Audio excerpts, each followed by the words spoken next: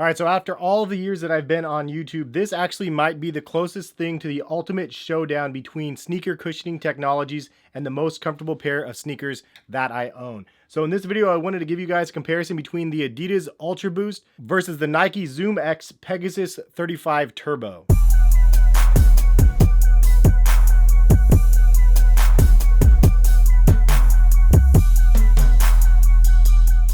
What's going on, guys? Hez here, collectivekicks.com, and if you guys want to shop this week's top sneaker deals, check the link in the description, and happy shopping. I'm really excited to bring you guys this video because in my opinion, this is the closest thing to the Ultra Boost that we've actually had on the market. Stylistically, comfort-wise, price point, everything else points to this Nike shoe right here. And I think that Nike really is closing the gap between Adidas Boost technology with their ZOOMX and React technologies. If you guys do find this video informative, please go ahead and smack the thumbs up button on the video. It is free to do, it doesn't cost you anything, and it means a lot to me when you guys do that. So with that being said, let's go ahead and get into this comparison. So just a very quick general overview on both of the shoes. You have the Adidas Ultra Boost, which features that soft and comfortable Primeknit upper. On the bottom, we do have that continental rubber. You have some stability reinforcement with the cage and then the heel cup, neoprene liner with a booty-like construction, and then we have that Boost midsole that everybody knows and loves with a thermoplastic polyurethane or TPU pellets that create that energy return and responsiveness and cushion from the Boost pellets. Next up, we have the ZOOMX Pegasus 35 Turbo.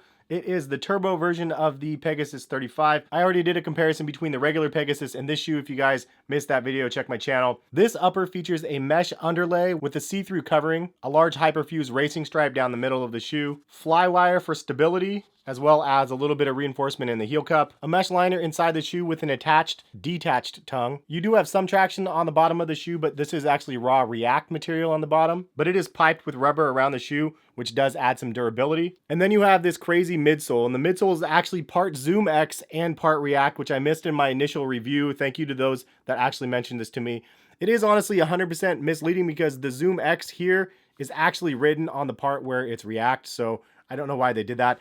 ZOOMX is on the top layer, React is on the bottom layer. So this is React on the bottom because React is a little bit more durable than what the ZOOMX is. However, the ZOOMX is like React, but it is much, much softer. And that's a general overview of both of these shoes. Let's go ahead and get into some comparison metrics between both of these. We're going to start off with probably the most important one to me, and that is cushioning. I say the cushioning in both of these shoes are absolutely excellent. As for Boost, you always do have the same look and shape, unfortunately, and they can color it, but as you can see, the coloring on the outside doesn't match the coloring on the bottom, so it's not actually a true compound that they can color, which really limits the options for the look of the Boost midsole. We have most recently seen the very first printed midsole, not just colored blacked out. They actually had a printed midsole like a leopard print for a McCartney pair for women. So maybe we're going to see more of that in the future, but it is pretty limiting because of the shape and the structure of the midsole. Boost has been the pinnacle of comfort for the last 5 years, so it's great to see some competition in what we have with the ZOOMX and React material. I would say between the two, Boost is definitely more durable. However, the white Boost does yellow over time. The ZOOMX cushioning, however, is much lighter than the Boost. The overall weight between these two models is significantly different. The Ultra Boost is definitely much heavier than the Pegasus. Also for ZOOMX, this cushioning is much softer than Boost. Like, this is insanely comfortable and insanely cushioned. If you were just to try both of these shoes on, which I did try one of each on at the same time, the Pegasus was noticeably softer on foot with much more cushion than the Ultra Boost, which is definitely something to note when comparing both of these shoes because typically the Ultra Boost was a soft cushiony shoe comparison to anything else I tried on. But the ZOOMX and React cushioning paired in the Pegasus 35 Turbo is unmatched. It is definitely more cushiony than the Ultra Boost. The ZOOMX and the Pegasus Turbo will also have more color options, which can be a big plus, as well as they can shape it in any way they want. So the winner of the cushioning in my mind is actually the Pegasus Turbo. That being said, there's a lot of other factors to keep in mind before you decide which one of these is the right shoe for you. Moving on, let's discuss the responsiveness of the shoe. In responsiveness, I also want to mention the energy return, which pretty much is the same thing, but I wanted to let you guys know that. In my opinion, Boost has that spring back like nothing else on the market. It definitely has a crazy amount of bounce back. If you haven't seen the ball tests that they did with like dropping on the Boost and stuff, it's really insane stuff. The ZOOMX and React combination, personally for me, just doesn't feel as springy because it's just much more softer. It feels like it absorbs more than it returns. Firmer ride, more bounce back, softer ride, little bit less bounce back. In my opinion, for responsiveness, Ultra Boost is the clear winner. Moving on to the upper material of the shoes. The Boost has that Primeknit, which is very soft. Right now, this is currently the 4.0 pattern, but we haven't really seen a 5.0 thus far. The Turbo has that crazy racing stripe down the middle of the shoe, which is going to be a hit and miss amongst the consumers. Some people are going to love it. Some people are absolutely going to hate it. In my opinion, the Turbo does have a mesh upper, and the underlay is a nice touch. However, that top layer is a breathable see-through material, and cleaning these are definitely more difficult than an average pair of sneakers. As for the actual fit of the shoe, I would say both fit true to size in my personal opinion, but when I do wear them, the Turbo does fit snugger in the toe box section for myself, true to size at least. So keep that in mind, I guess, depending on how you're using these. The Ultra Boost is definitely more free moving in the toe box area of the shoe. If you like that freedom, then the Ultra Boost might be a better choice than the more restricted Pegasus. The winner for the two, for me personally though, would be the Ultra Boost. I personally just love the Primeknit upper. Overall, it's probably my favorite knit type material on the market. It's just soft and stretchy and pretty much everything I want in the upper. As for the weight of the shoe, the overall winner is the Turbo. There's no comparison between these two really. And if you need a light shoe, Pegasus Turbo is the clear winner. So moving on to breathability, a lot of people say that the Ultra Boost gets a little bit warm. And I just want to point out they do have the Clima option of the Ultra Boost, which definitely changes that up quite a bit. But for those that do complain about the warmth of the shoe, there are really parts of the shoe like this section right here where I could see it getting warmer than the toe box area. I will say that the Turbo does get warm on my feet as well. I wore these to a wedding when it was like 98 degrees and my feet were a little bit sweaty afterwards for sure. It does look like it's a really breathable upper. This hyperfuse down the middle of the shoe though, I think that this probably conceals some of that ventilation. All in all, it's a really breathable shoe, but it just wears really warm on my feet for some reason. I think on an average day though, both of these shoes are going to be great options, and both of them will probably be terrible in the rain. So just throwing that out there. So moving on to another big one, and that is durability. The Ultra Boost does feature that Strechweb continental rubber outsole, which adds a lot of durability to the bottom of the shoe and the longevity of the Boost material. As I mentioned, the Boost material itself is pretty durable, however, it does yellow over time. As for the ZOOMX and React on the Pegasus Turbo, I think that we're going to have some problems with durability long term on this shoe. However, not near as many problems as on the 4% because, again, the piping of the shoe is a really nice touch. But I do feel like if you run really heavily in this shoe, this layer of rubber is really, really thin, and I could see you running through this very, very easily. The overall durability of this really soft ZOOMX material on the top layer is probably not overly good. You can see that mass amounts of creasing on the shoe, but that doesn't really dictate the overall durability. I have seen little nicks like this outside of the ZOOMX though, so it is a little bit worrying. I think that the ZOOMX is going to wear very quickly in comparison to the Ultra Boost, and because of that, the Ultra Boost is a clear winner in my mind. Moving on to the stability of the shoe, I think the Ultra Boost is very well balanced. It has a heel cup on the back as well as a 3-stripe cage that locks you down really well if you need to. This is a great shoe though. As you can see, I do the Hypebeast lacing style and I never have to lace my shoe. I just slip it on and go, and it feels secure enough and stable enough that I don't have to worry about any stability issues of toppling over left to right in the shoe. The Pegasus Turbo, however, does feel a little bit unstable at times.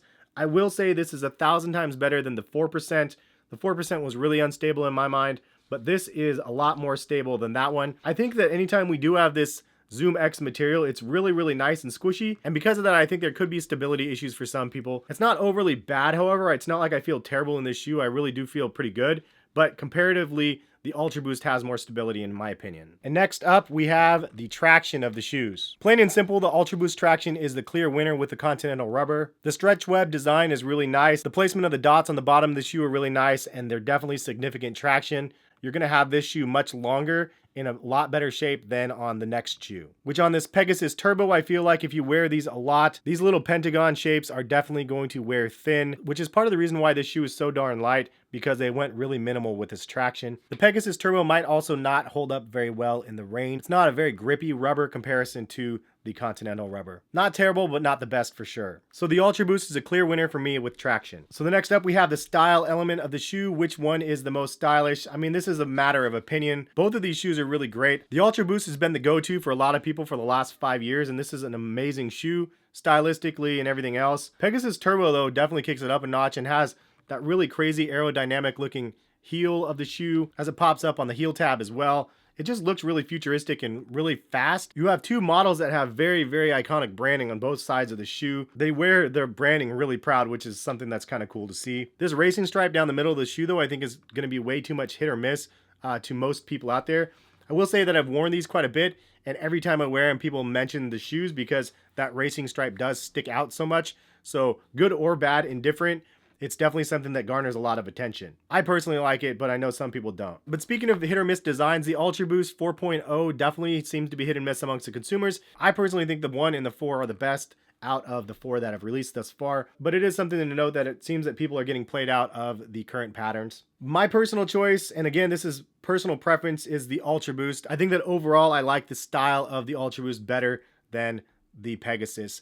And it's just maybe because I'm more accustomed to this, and I've seen this in many colorways, and I love many. And in this one, I've literally only seen like 2 colorways, so maybe they're gonna have some really cool ones that will sway my opinion. But overall, I like the shape and the style of the Ultra Boost better than the Pegasus. Moving on to the last element to cover, and that is value. This one's a really tough one for me because both of them offer really excellent cushioning, very stylish looks, and an all-around amazing experience on your feet. If you had $180 to spend, if you bought either of these shoes, I'm pretty sure you'd be really happy with the results.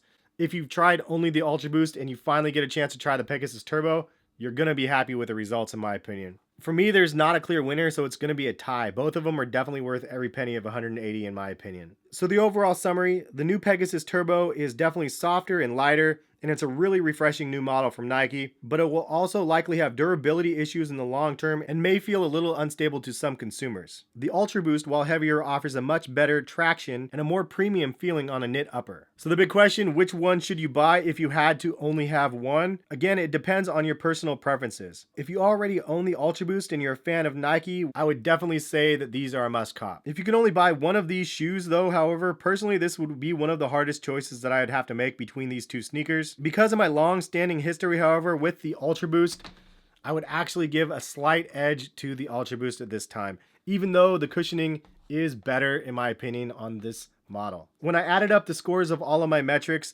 the Ultra Boost scored a 44, the Pegasus Turbo scored a 43. So it just barely edged out the competition. Anyways, that is my thoughts and my review of these two heavyweights in this sneaker cushioning game. Leave a comment, let me know what you guys think. What did I get right? What did I get wrong? What did I miss? But both of these shoes are just really amazing. I love what Nike did with this Pegasus Turbo.